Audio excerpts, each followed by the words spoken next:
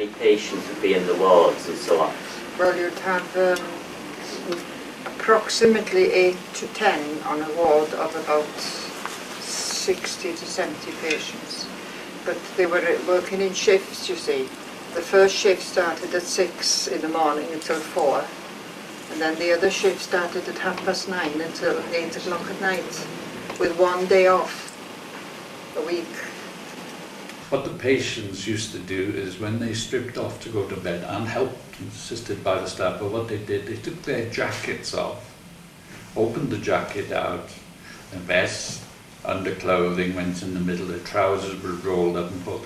Then the sleeves were then brought across the jackets and tied into a knot. And the whole bundle was then put under the bed, ready for the next morning.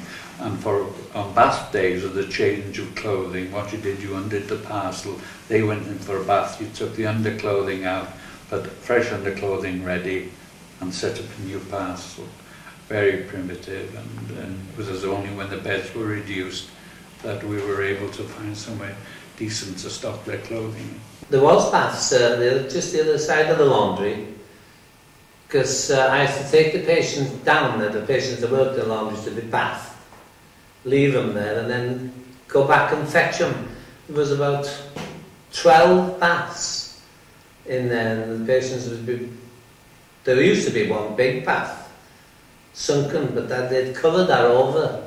But I don't remember them bathing in that. But in the single baths, yes, I remember them bathing. I used to take them down from the laundry, then fetch them an hour or two later to pack the laundry to work. Nurse training started in the hospital in about 1948 under the GNC, the General Nursing Council, and that was to train for the RMN. Before that, it was the RMPA, and the staff then, I think, did about a 2-year training, and they had to go for lectures in their own time, so I'm told. Anatomy and physiology, and the definition of insanity, and all about epilepsy, and hygiene, and all kinds of things. So is it a lot to do with physical care rather than mental illness? Oh no, there were things about various mental illnesses as well. Yeah. But of course there weren't a lot of things in those days. As you know, schizophrenia was called dementia praecox, and depression, melancholia, agitated melancholia, things like that. Nurse training ceased at the hospital in about 1992, and the last group that trained at the hospital organised a reunion of all those people that had been trained here.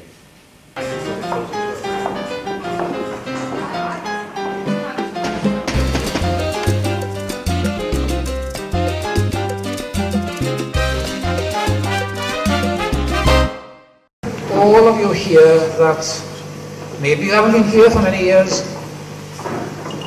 I think it was an excellent idea that they had to have a reunion to celebrate the drawing together and probably the closure of an era in the life of psychiatry in North Wales. And I congratulate those people who newly qualified from the last finalist on having such a brilliant idea.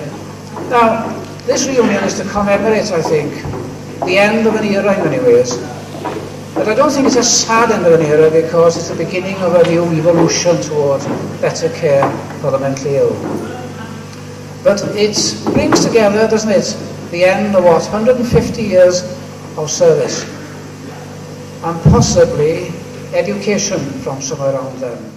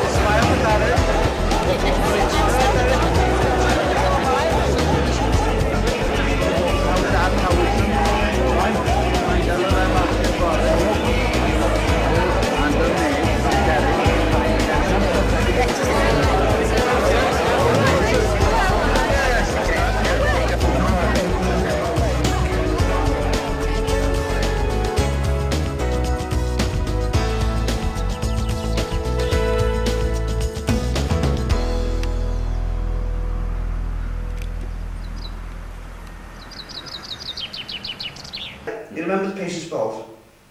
Well, the stuff they used to have in, it used to be in 1B where they used to do the catering. And there used to be massive barrels of beer. Trays upon trays of the bed trays on racks, and trays of food and that. The patients, they used to love it, you know. The patient's ball was the occasion of their year, where the catering department pulled all the stops out, made food, all the wards, the seamstress and everybody, the hairdresser, everybody was full out all week, making everything ready. Put makeup on them, take them to the hall, to the dance, and they had a thoroughly good time. And they'd go down to Female Aid for a beautiful meal, really lovely. And we had to wash up, you know. We had to do all the washing up. There was a rota. Other hospitals, satellite hospitals, Poole Park and Gasangharad and places, they bust their patients in here to take part. The place was heaving at the seams, and when they all appeared, it really was a sight to behold.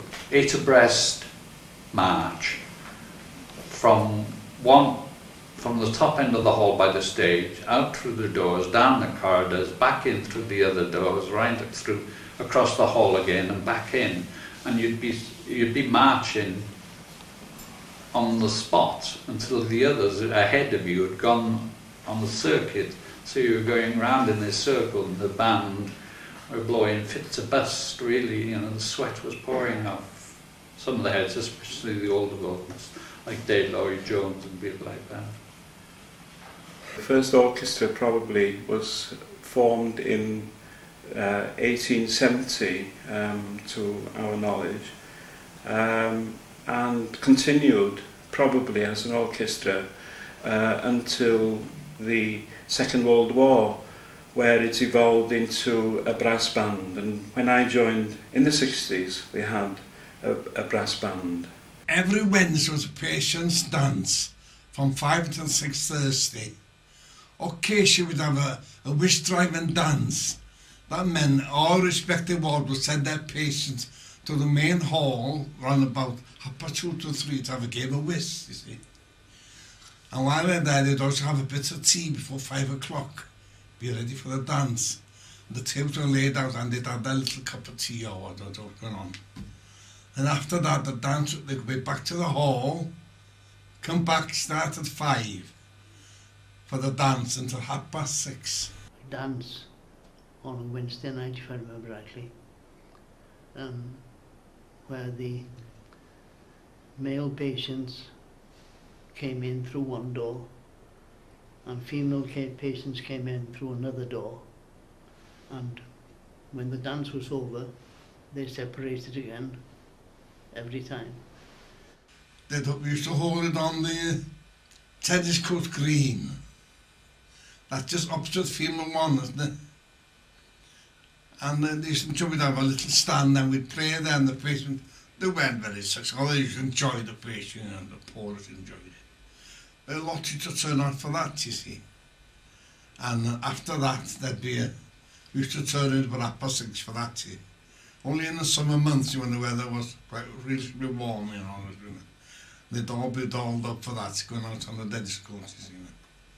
And some of the patients took a lot of pride in themselves when they were going out going to a dance night in on the hall, you see, and on the tennis court green. And even the nurses are good with them, to the female nurses, you know.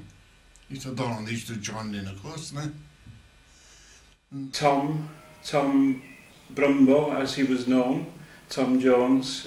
Tom had retired, he was a retired charge nurse. And then Les Hayward, who played the cornet, and Jack Rithin. Jack also played every quarter in the assizes in Rithin. There was 2 of them who were played in the opening ceremony when the judge arrived. Sam Jones still on tenor horn. I moved from tenor horn to the double bass when we had the new ones, and that's for the double bass for the whole time I was there. Then the other section, the bass, Conwy Roberts was there, And David Oliver Williams was on the phone for a short period. He was interchangeable, he's going to phone him, so interchangeable, you see. So, let out on a double B. And then there was Dick Williams, who played the trombone, and he was also the conductor, the band leader, and the organiser. On November the 11th, we were often asked to go and play by the cenotaph. And we'd also, our band would also have its concert play the last post and Rivali, which we did. And the crowd would join in Abide With Me and all the rest of it. That was one function. Another would be the Mayor's Day. We'll start on town, waiting for the Mayor and his dignitary to come down to the town hall, follow behind us, down to St Mary's Church, right along High Street, down to Mary's Church. And we go one side for the procession to carry on through into the church. We'd start a carnival now, from by the nursery home from the top of the hill, and Mental Bar would be leading. And then after Hamilton Park was very good for decorated these floats and that, you know. And we used to march down at a very slow pace because of the picture. And we used to go past the main entrance onto Bryn Hyfryd Field. Not down to there, onto Bryn Hyfryd Field. And we'd have a little sports get together there. I mean, they used to have a day of that with sports involved as well. And practically everybody, patients, unless they were very ill and couldn't get there, came down from Poole Park everywhere, didn't they? Yeah. And everybody had a smashing time. Off the field was a bandstand day, you see. And it just a case for about 12 or 14 of us there, you see. And the patient would be playing while we were having whatever's going on the field. Took a order. Any light mission we'd be playing it. It was in the 50s, you mustn't forget that the patients had their social activities, and one of them was that it was inter-hospital competitions, you know, football and netball, cricket. There was inter-hospital holidays yeah, that's as well. We used to go to Hull and places.